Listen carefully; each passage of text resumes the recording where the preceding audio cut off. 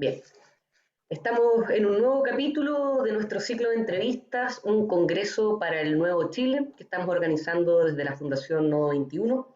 Y en esta oportunidad nos encontramos con Gonzalo Martner.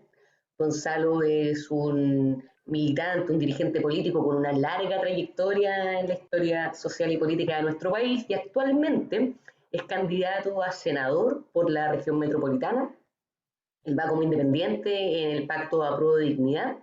Y bueno, vamos a conversar hoy día con Gonzalo y quisiera partir preguntándote, Gonzalo, tú, como dije, tienes una larga historia política ya a estas alturas y queríamos conocer más cómo habías vivido y cómo estabas leyendo el escenario político y social del país, qué es lo que te lleva en el año 2016 a renunciar al Partido Socialista, del que habías sido presidente, secretario general, vicepresidente, que habías participado, ¿cierto?, en todo el proceso de reunificación del PS a finales de los 80. Entonces, ¿cómo evaluaste que estabas viendo tú de lo que había sido el proyecto histórico de la concertación y también de la cultura socialista, que en ese año tomas la decisión de renunciar, y cómo te acercas también al Frente Amplio y a las izquierdas que se están conformando más recientemente?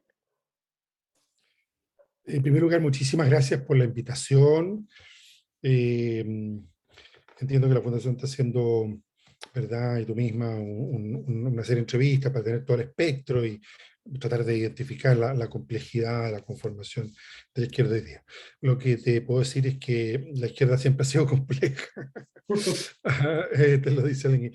Estaba sacando el cálculo recién, yo empecé a meditar hace 50 años atrás. Eh, yo siempre fui como el más chico del lote, ¿ah?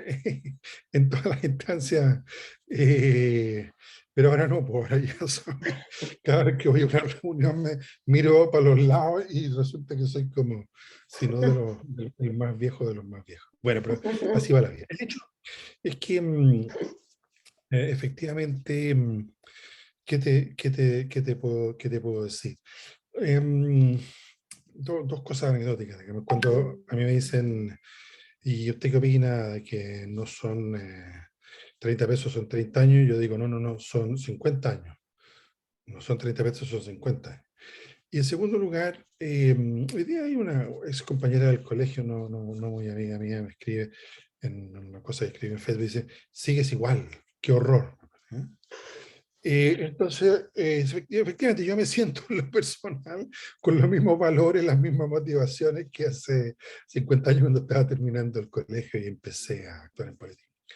Pero bueno, ha pasado mucha agua bajo los puentes. Efectivamente, el 11 de septiembre 73 consagra una derrota profunda, no solo del gobierno del presidente Allende, sino que del movimiento popular, más o menos que se había ido conformando o había tenido hitos importantes desde los años 20 en adelante. Hitos no en el sentido de su conformación, sino que de sus resultados sobre el funcionamiento de la sociedad y el funcionamiento del Estado.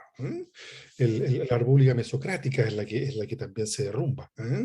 Con y ciertamente los procesos de cambio que a su manera llevó el presidente Frei Montalva, para un democristiano hoy día preguntar si está de acuerdo con expropiar fondos, terminaría con cara de que me está hablando. Bueno, eso era la esencia de la propuesta de Frei Montalva junto con chilenizar el cobre, en fin, y lo que sabemos, ¿verdad?, de las propuestas y las acciones de nacionalización del cobre, reforma agraria completa y de conformación de un área de propiedad social, incluyendo la nacionalización del sistema bancario, que fue lo que hizo el presidente Allende.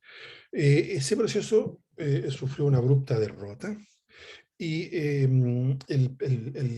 miedo oligárquico, en mi opinión, fue tan profundo, su sensación de pérdida de poder fue tan grande, que decidió mirar hacia Franco, hacia España, y decir, bueno, mira aquí, entonces aquí Franco, allá en Europa existe el método de que los ministros firman los decretos junto con el presidente.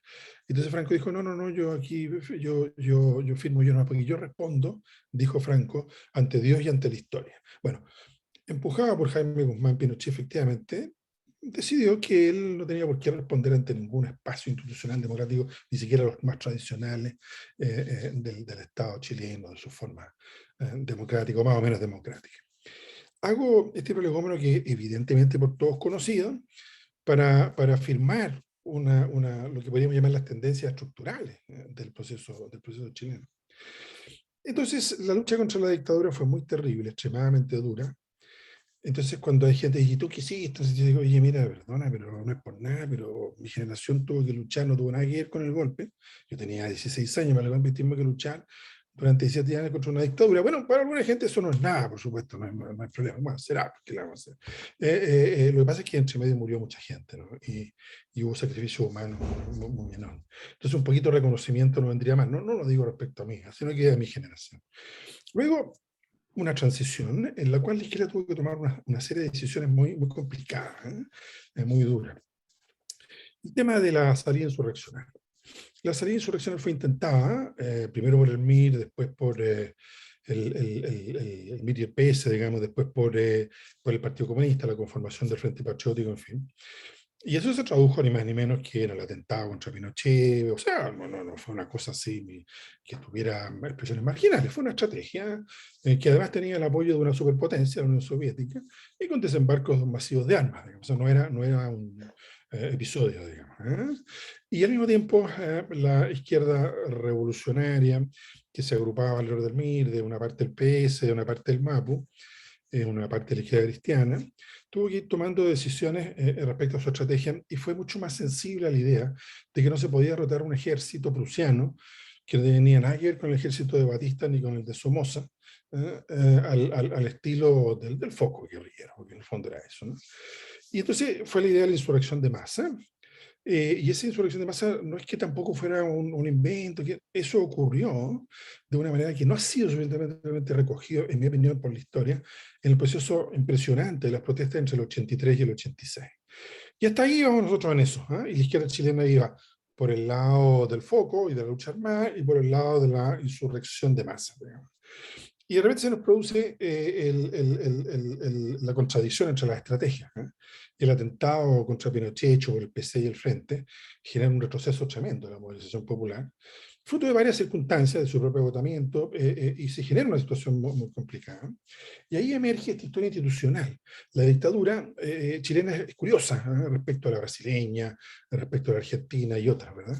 En el sentido de que tenía en su seno personajes como Jaime Guzmán y otros, ¿verdad? Que buscaban institucionalizar las cosas. Y la gran obsesión de Guzmán era: vamos a tener que ir a una legitimidad con algunos rasgos democráticos y de consulta popular, pero vamos a tener que crear una institucionalidad, desde el punto de vista de los intereses oligárquicos, que obligue al que gobierne a hacer lo que nosotros queremos, no lo que el pueblo soberanamente quiera. Ese es todo el diseño, ¿eh? Obviamente Pinochet tenía la idea de prolongarse todo lo que pudiera, digamos, pero este otro grupo que reflexionaba más estratégicamente, entonces estableció, y hubo, por razones la historia también tiene coincidencias, digamos, el fin de esta etapa que más o menos mantenía unificada a la izquierda con diferencias de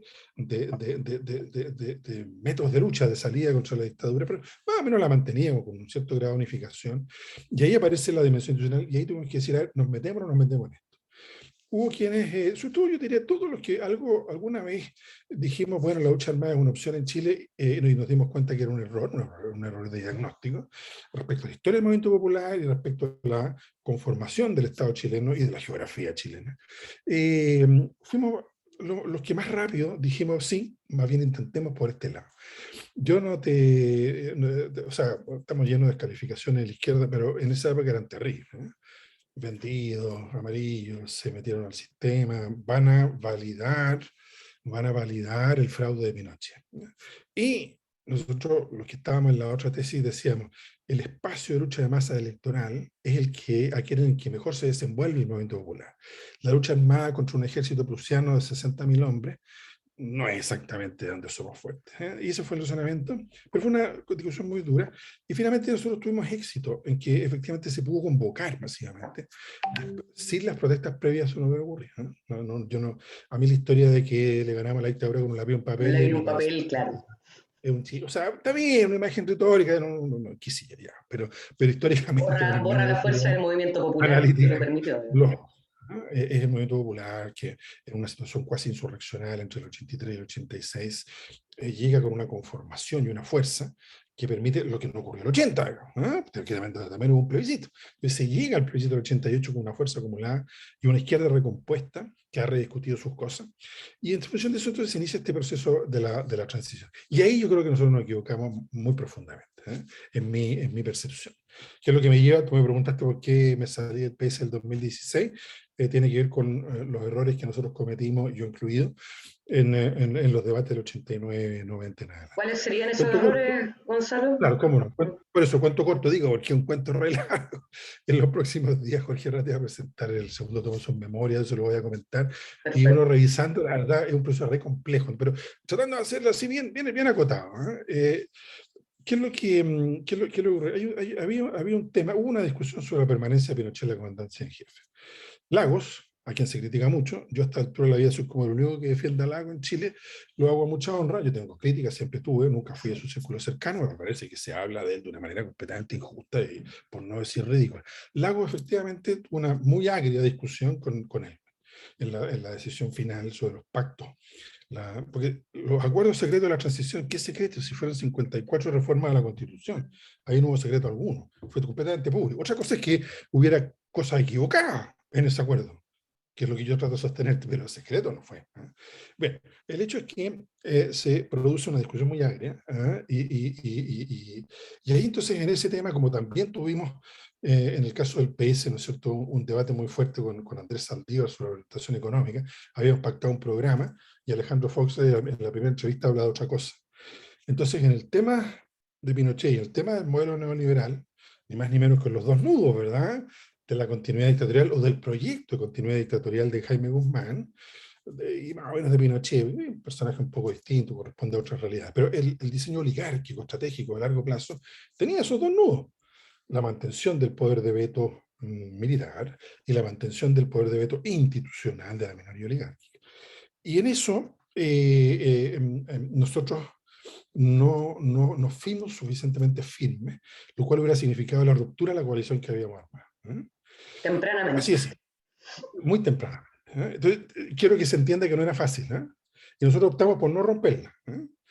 Y en todo caso yo digo, nosotros desde Martín, nosotros no vamos a participar de un gobierno que acepte que Pinochet sea comandante en jefe. Y no vamos a participar de un gobierno que acepte continuidad de política neoliberal. Punto. Y apoyaremos todo lo que sea necesario, lo que ustedes quieran, pero no vamos a ser parte. Eso es lo que deberíamos haber hecho, creo yo, retrospectivamente. Después de la batalla todos somos generales. Yo no era general, pero era como capitán, ponte tú en esa época, porque como te digo, yo era más chico ahí, pero asumo la responsabilidad, por eso digo, yo no me corro en esto. Yo estuve ahí, estuve en las reuniones donde hubo que tomar la decisión de decir sí o no. Y dijimos sí, y yo asumo eso. Pero creo que nos equivocamos en esos dos temas, en esos dos grandes temas. A partir de ahí hay un largo proceso, que es este proceso, este relato, esta narrativa, llena de complejidades, porque, por ejemplo, yo soy de los que sostienen que la actitud firme que mantuvo el Partido Socialista en materia de derechos humanos desde el interior del gobierno es lo que permitió que haya habido un retroceso sistemático, lento, engorroso, terriblemente irritante, pero firme al fin, de avance en materia de justicia, en materia de derechos humanos. Cuando se dice el reino de la impunidad, es que no es verdad.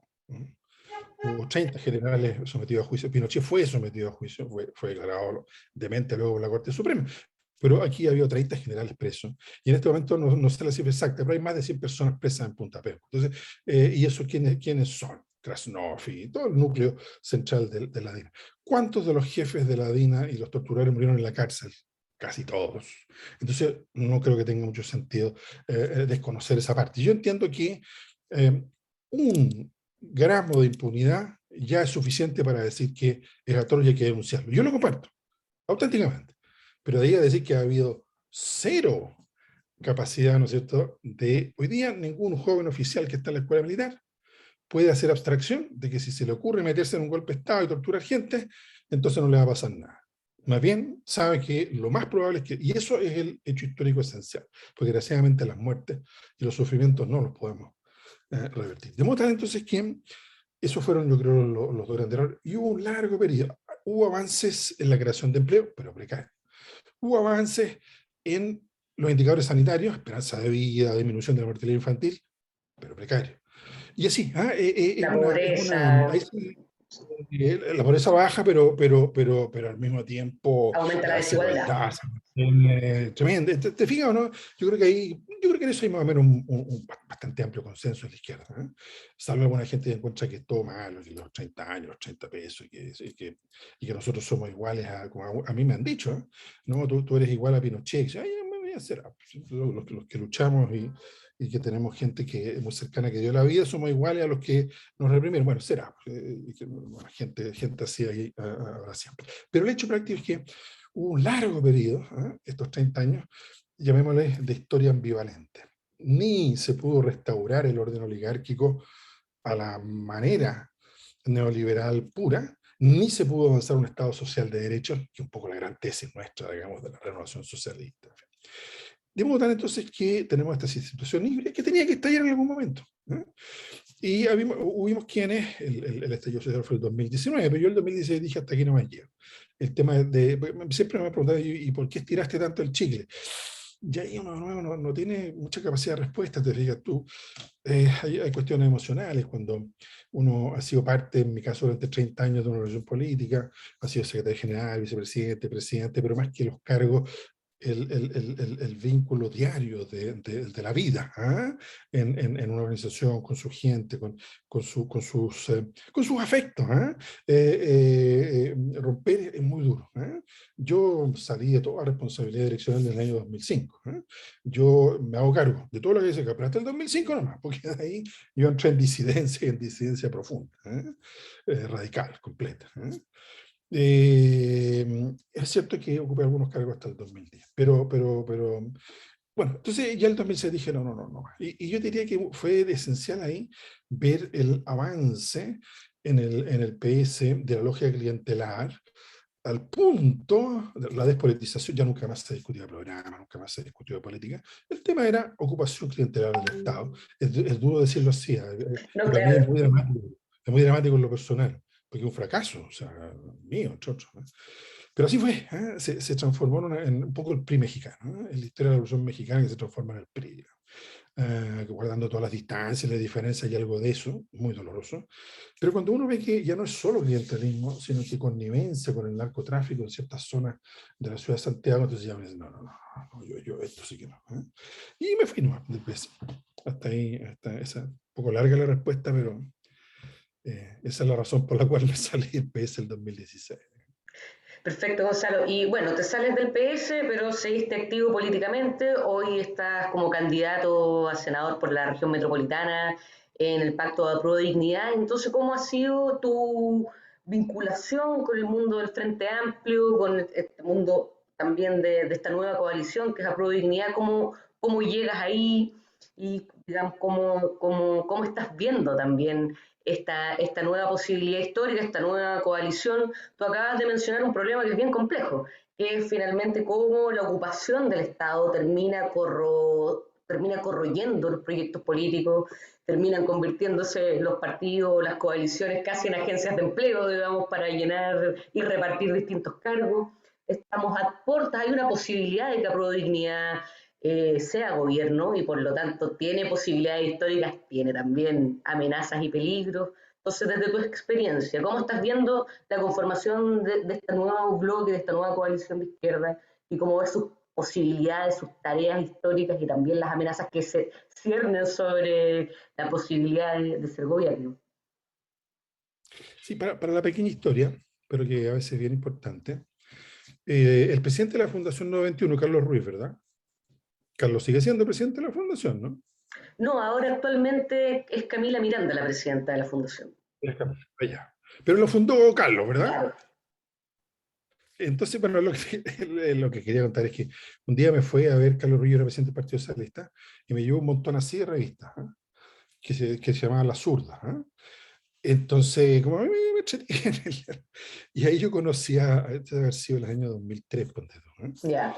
entonces ahí yo empecé a anudar una conversación, un diálogo, llamémoslo con la izquierda extra parlamentaria. El PC es otro tema, es un tema un poco aparte, o con la nueva izquierda, si tú quieres. Entonces yo no es que de repente así, no, yo vengo manteniendo un diálogo con Carlos, con Francisco Figueroa, con el propio Boric, lo conozco hace muchos años y así sucesivamente.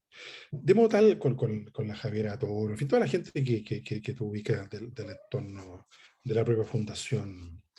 Y entonces ahí fuimos anudando un diálogo en donde, por parte de gente como yo, la insatisfacción con nuestro proceso y Claro, su, en mi opinión, fracaso relativo, se aproximaba también con la reflexión que se hacía de la izquierda extraparlamentaria de la insuficiencia del movimentismo y que había que buscar una traducción política, ¿ah? política, A la reivindicación, ¿verdad?, de los movimientos populares emergentes de distintos tipos, toda la reflexión de Carlos sobre las nuevas clases medias, emergentes, en fin. Todo eso hizo que nos aproximáramos, creáramos una zona de confluencia, ¿ah?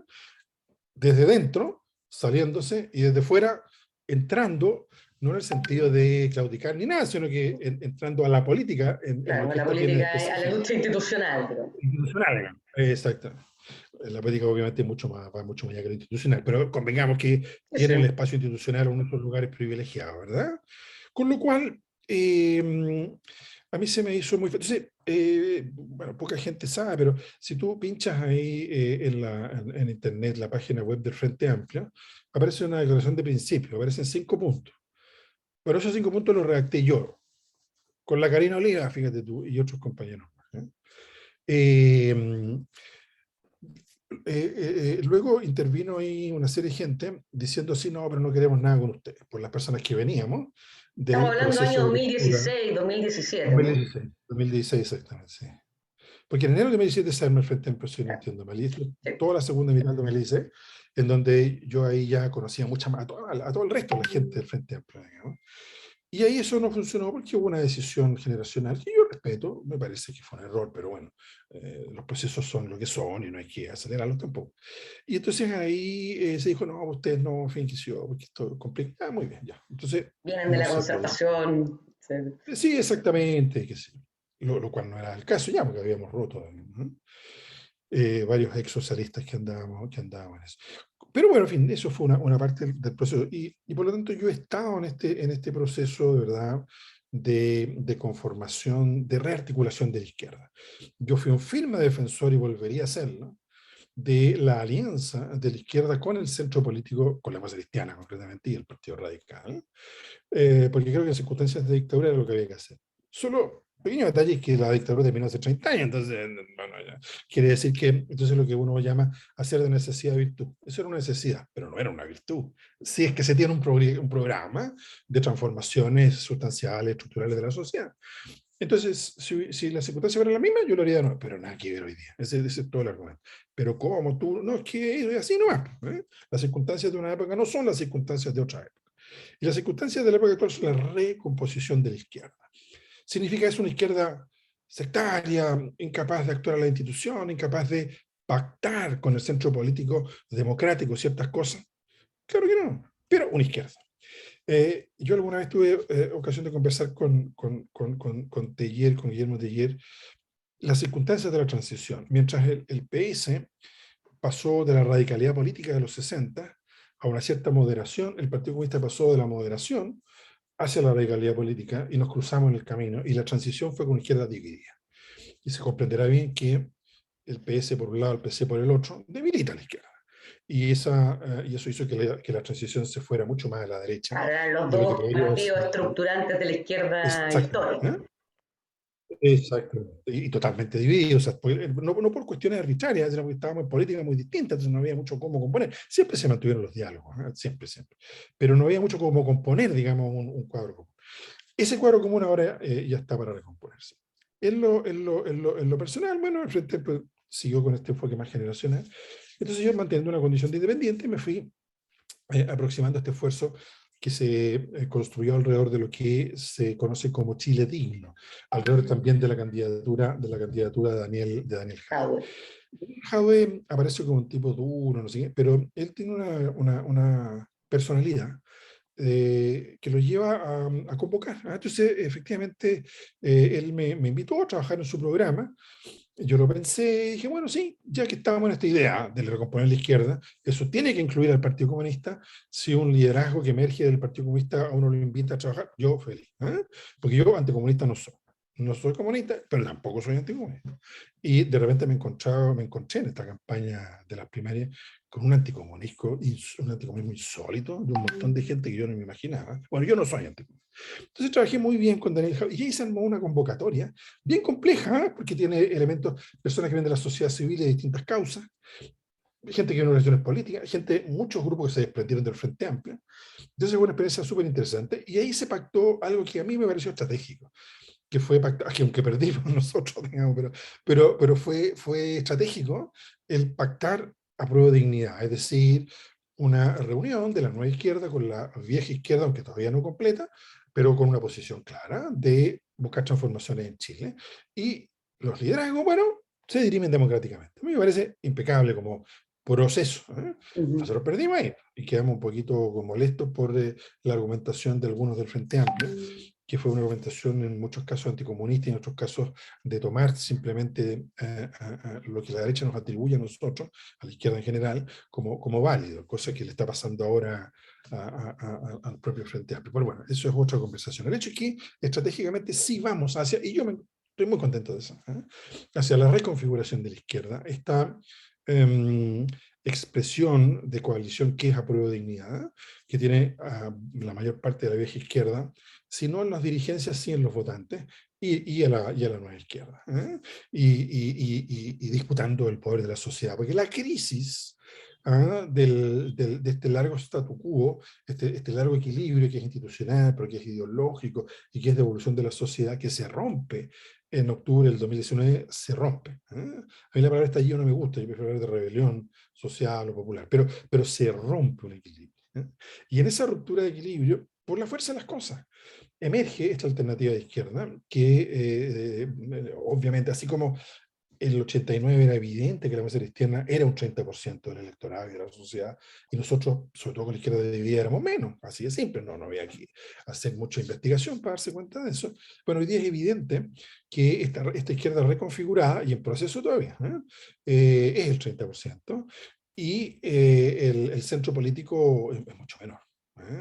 Habría que definir bien qué es centro político y quiénes lo componen hoy día, pero claramente es menos que eso. Digamos. Y la derecha mantiene una fuerza significativa, pero ha sido muy derrotada últimamente, aunque yo veo signos de recomposición de la derecha en una polarización que no sabemos qué es lo que va a dar. Por lo tanto, en conclusión, desde el 2016 hay un proceso de reconfiguración de una izquierda, pero ya no una izquierda marginal, no una izquierda del testimonio, no una izquierda de la hiperideologización, sino que una izquierda que disputa el poder en la sociedad, porque la política es eso, disputar el poder. No es solo, aunque es muy importante, la batalla de las ideas, la dimensión cultural esencial. Pero finalmente esto tiene que ver con, bueno, las palancas de poder político y económico-social.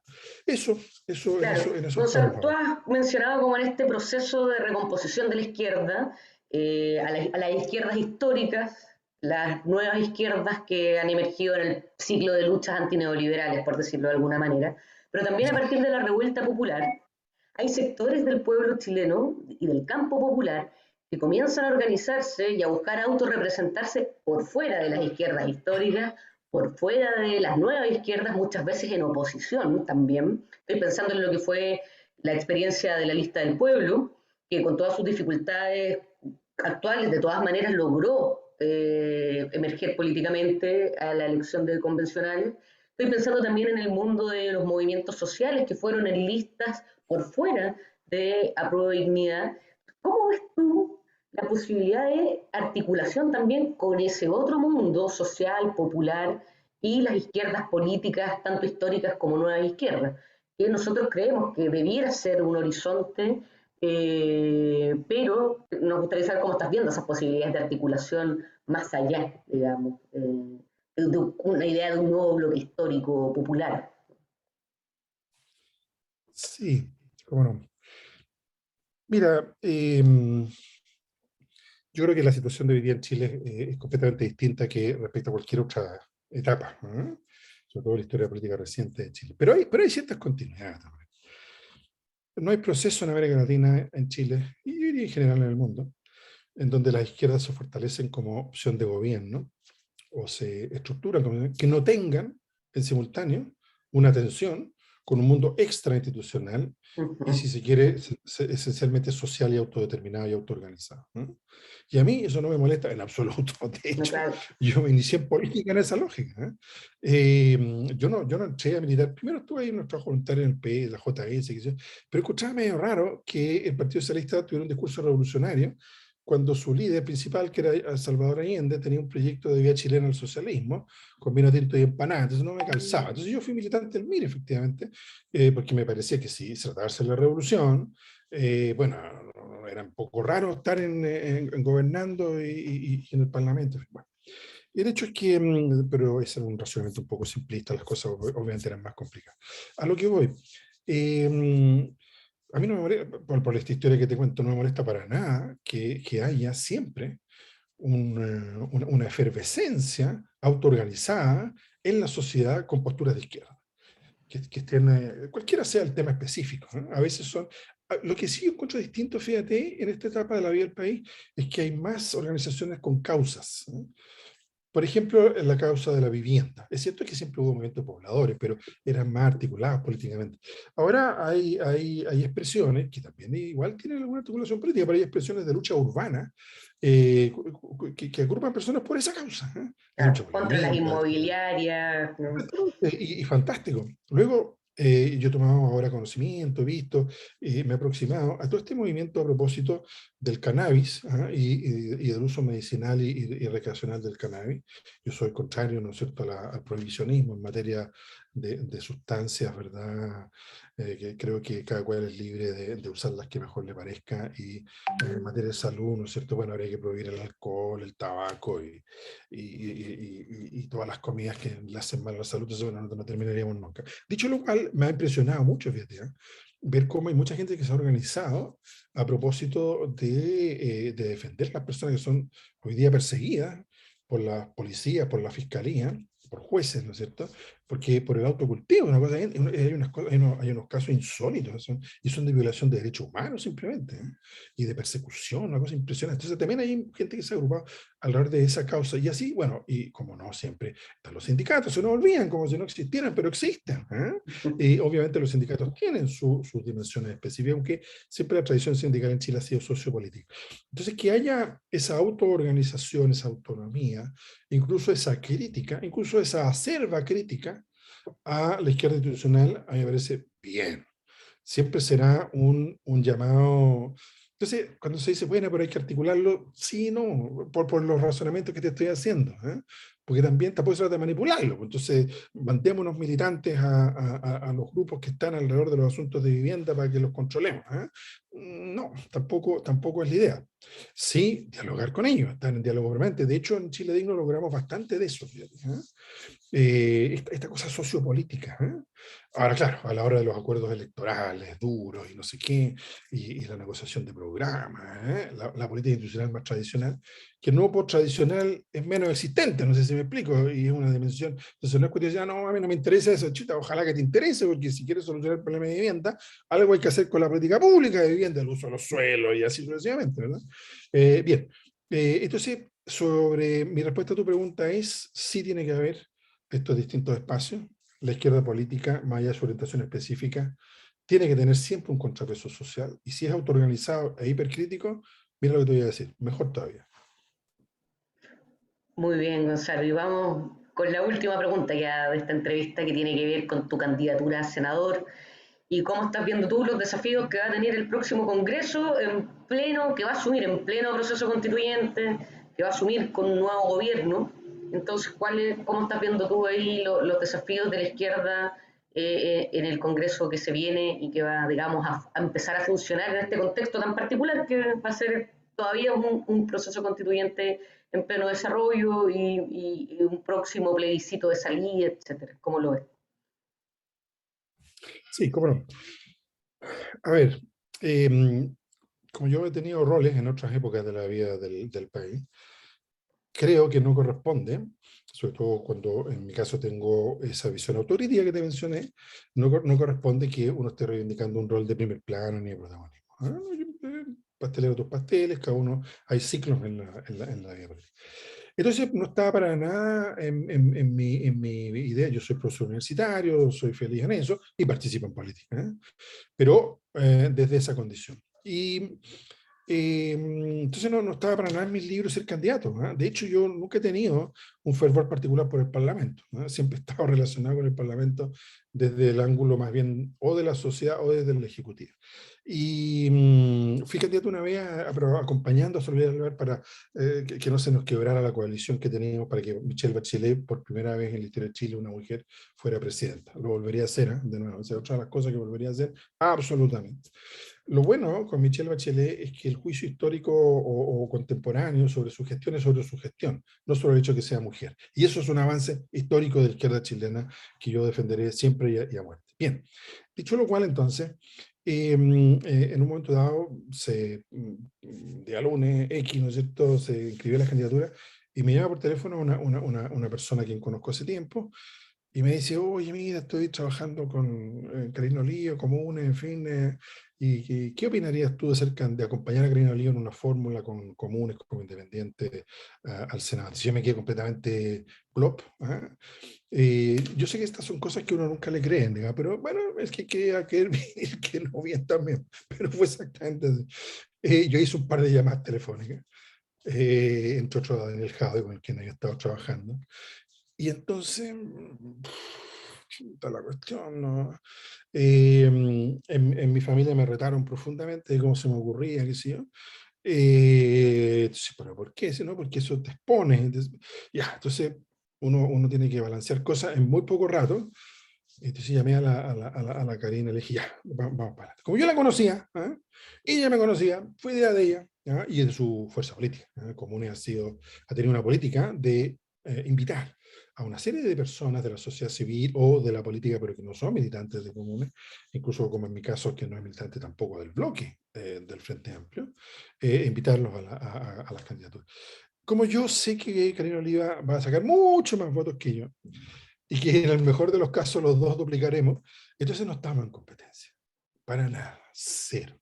Ha sido muy grato sostener y creo poder mostrar que se puede trabajar en equipo, se debe trabajar en equipo, ¿eh? Así que para mí ha sido una experiencia de acompañamiento, Ujú.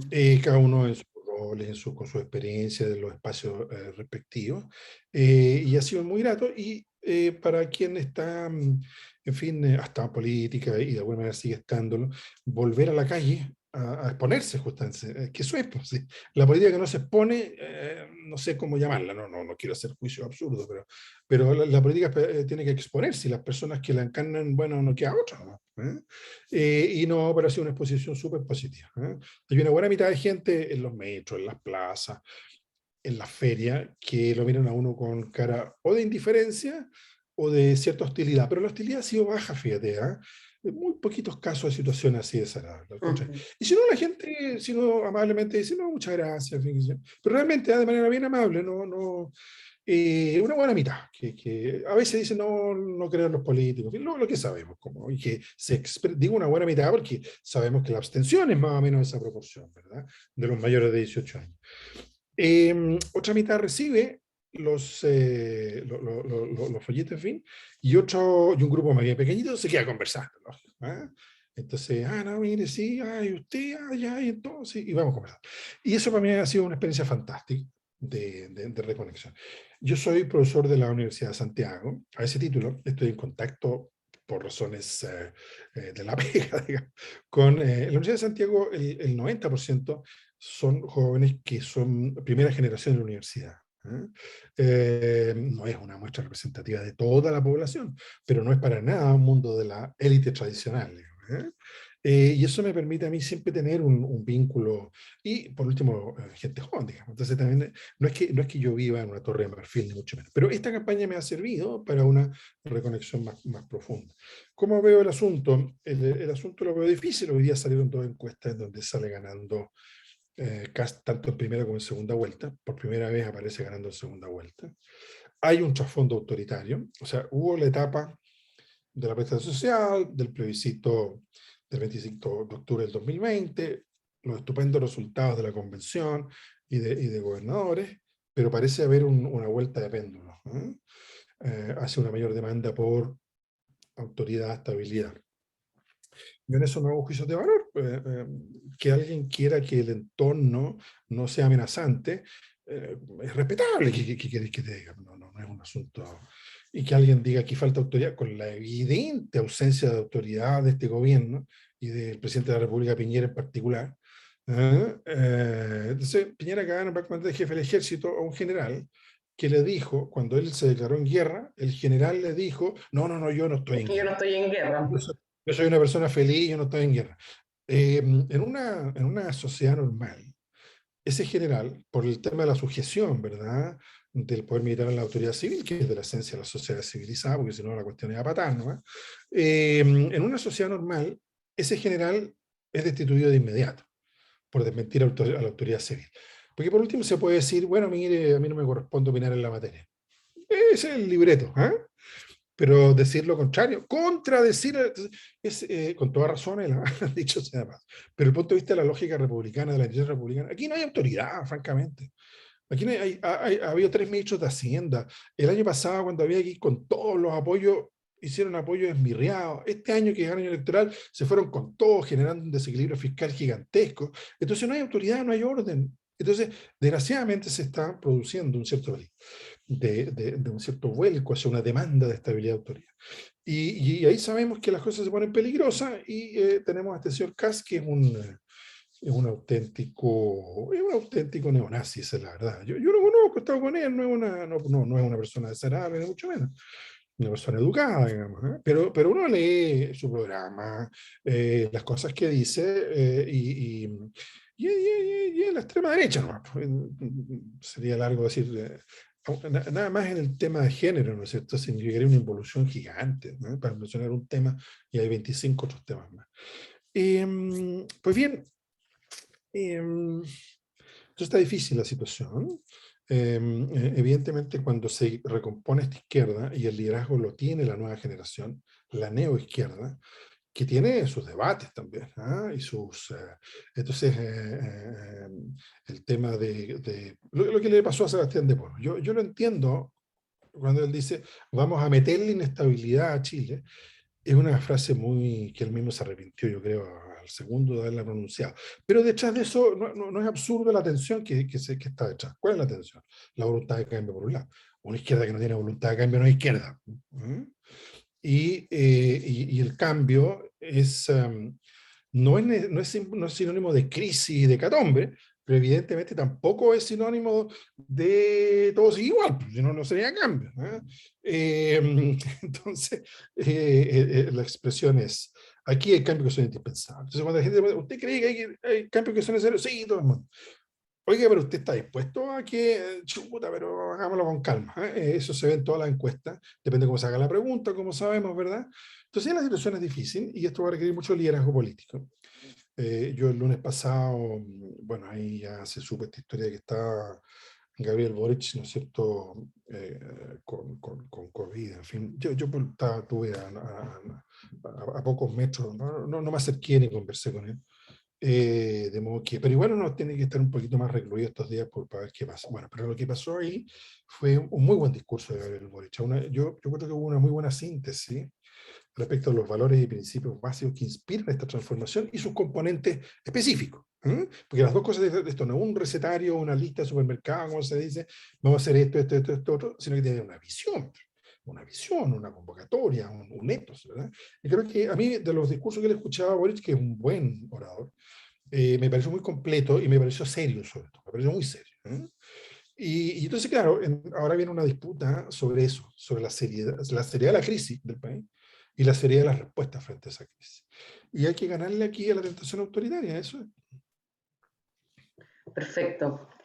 Bueno, muy, muy, muy interesante, Gonzalo, la conversación, los puntos que estás poniendo a partir de tu experiencia y también del escenario que se está dibujando con sus complejidades y los desafíos enormes que tiene la izquierda en este momento de ser como el polo que convoque, digamos, y que logre superar esta tentación autoritaria y ofrecerle al país un proyecto, ofrecerle al país un camino para superar esta crisis democráticamente y salir de acá por un país más justo y menos desigual, ¿cierto? Y no con un proyecto autoritario, y ese es como un gran desafío que tenemos en este momento.